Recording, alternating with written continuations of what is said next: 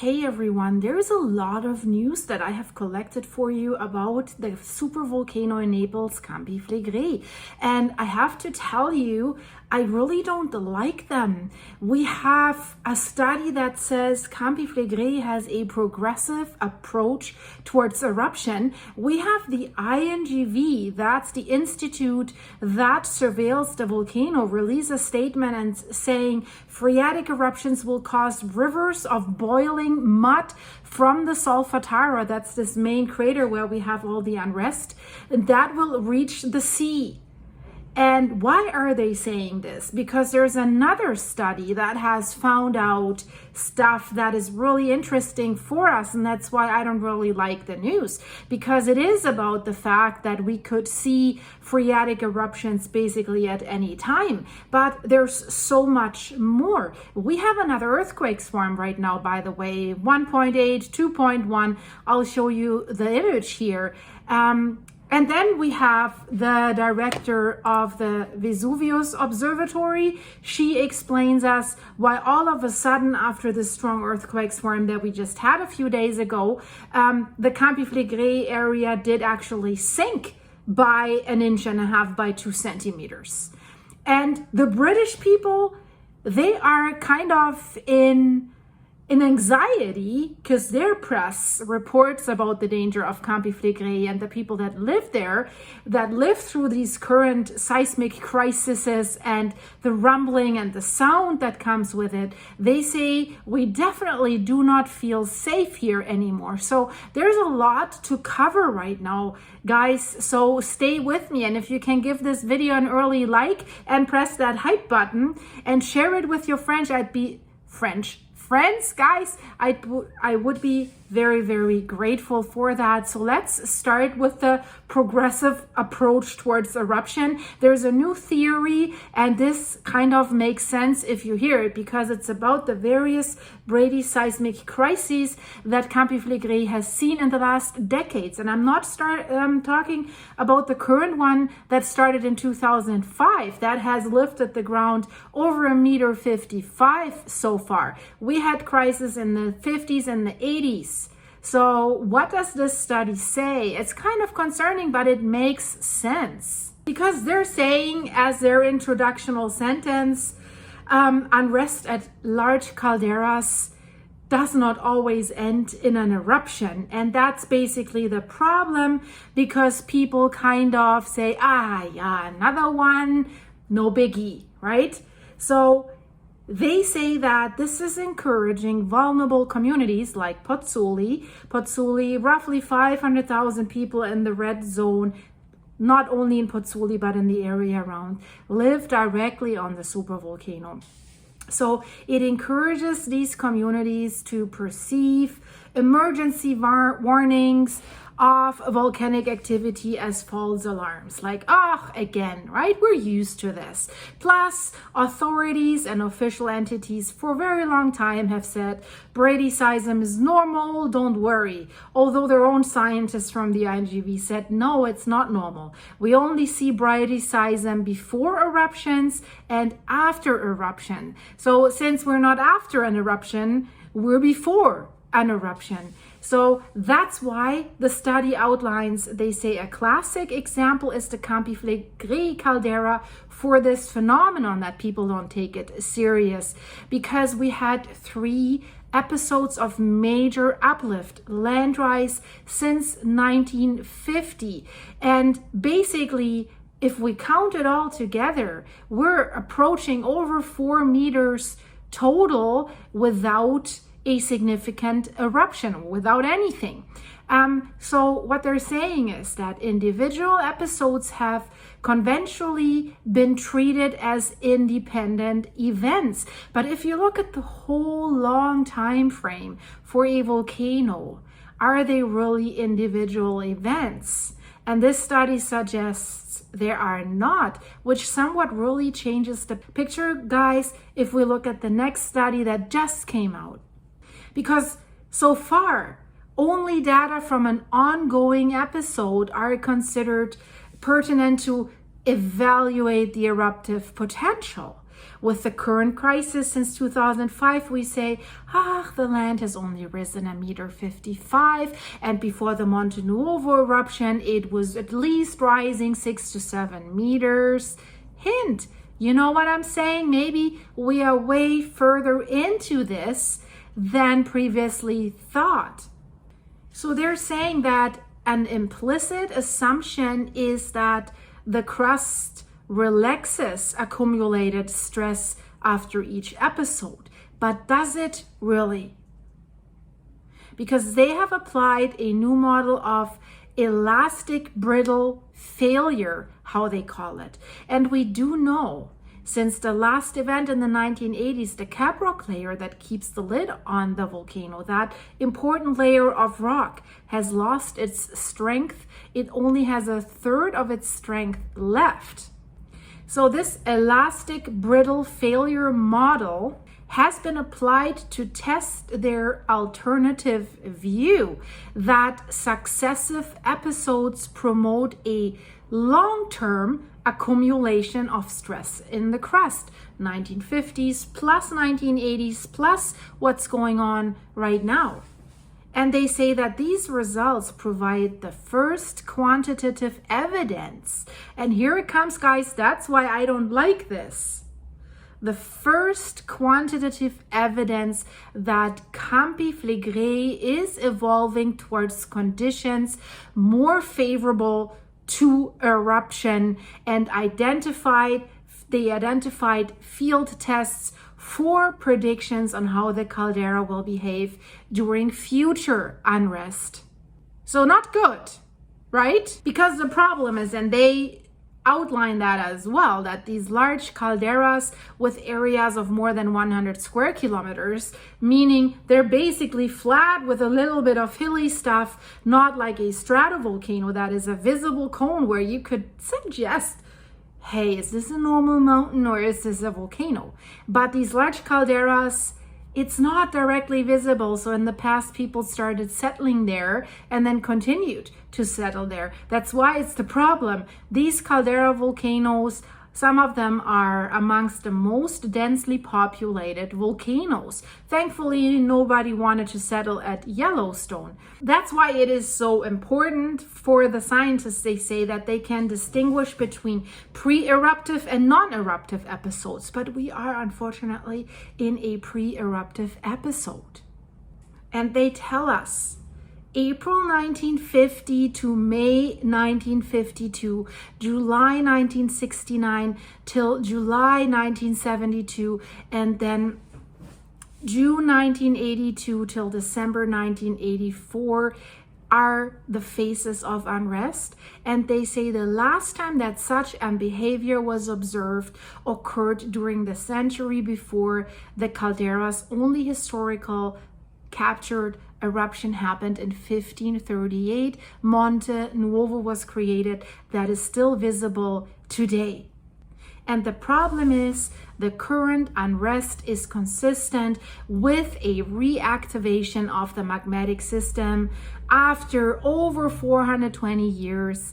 And this comes with an increase in the threat from volcanic activity to the caldera's population of almost 500,000 people, as well as millions of people, residents of Naples, that are immediately outside the eastern margin of that volcano. And the problem is that the largest ground movements recorded since the Roman times have been concentrated near the modern coastal town of Pozzuoli. Modern somewhat, the buildings are old masonry buildings that are very vulnerable to these earthquakes.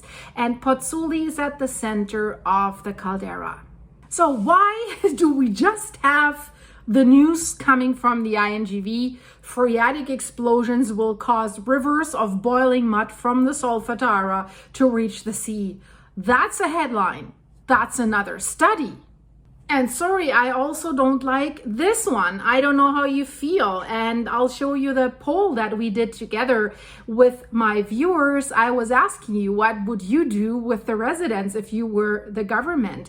Because This new study is basically about the volcanic magmatic hydrothermal area of Campi Flegrei in the higher layers. And the Solfatara Peschiarelli area is the area where we have all these fumaroles and the main unrest. It's part of this system, and it has a long record of bradyseism. I just told you all the incidents.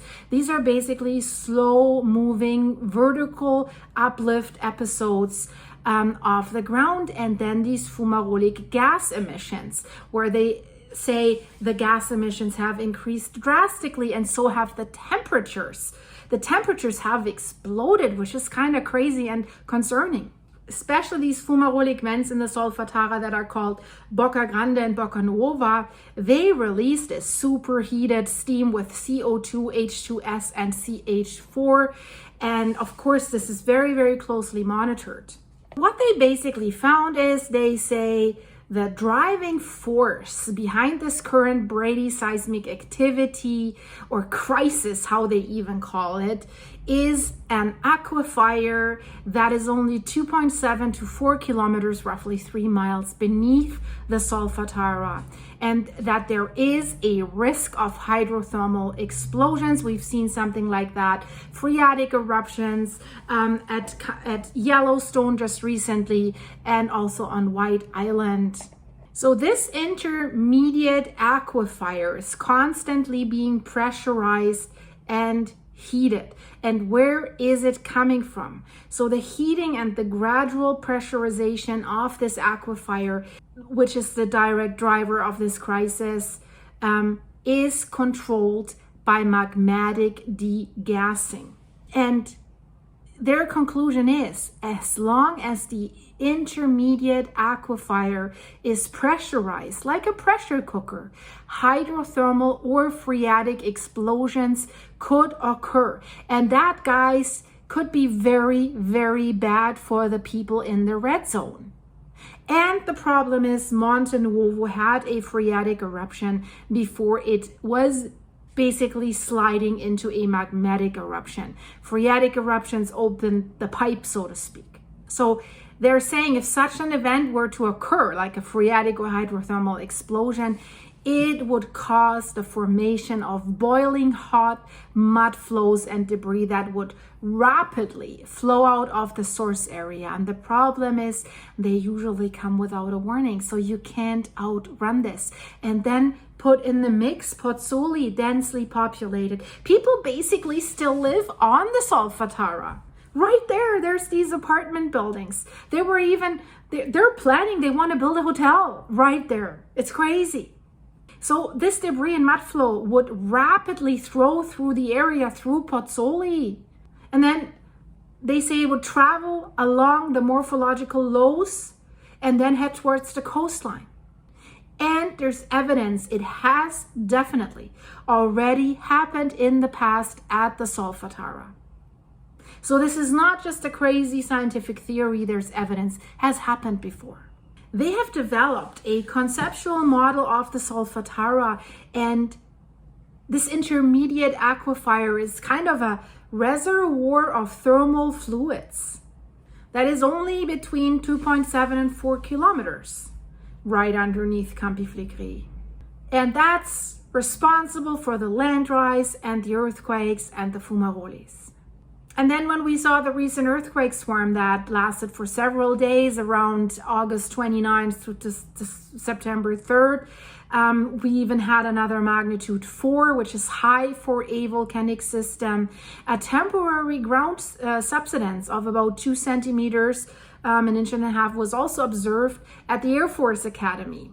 But the uplift trend has returned. The ground is constantly rising.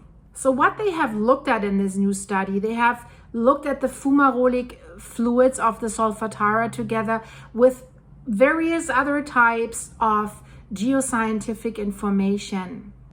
And that has led to the development to this new model where we can really look into that volcanic plumbing system, into the magmatic hydrothermal system, how they call it. And they say this, once you see that, it clearly demonstrates that the bradyseismic crisis is generated in that intermediate aquifer. It's gradually heating and gradually pressurizing itself. And the authors of the study say, quote, "We focused on studying fumarolic fluids because these gases are the messengers that bring to the surface the information about their deep-lying sources and the chemical reactions that produce them and consume them."